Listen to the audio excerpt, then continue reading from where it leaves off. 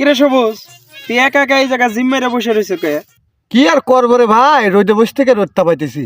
তুই রোদে বসা রোদে তাবি নিতে থাক, তোর কপালে ভালো কিছু সুখ নাই। ভালো কিছু মানে?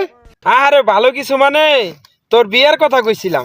তুই এই রাইতে ঘুমাস কি করে? তোর শরীর গরম হয় কি করে?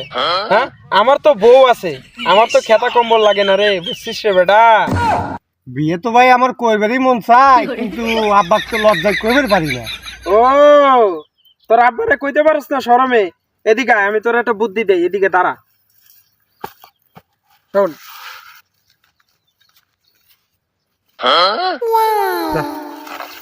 আয় আয়। কাম করে না আমারই তো লাঠি নিয়ে আমার না।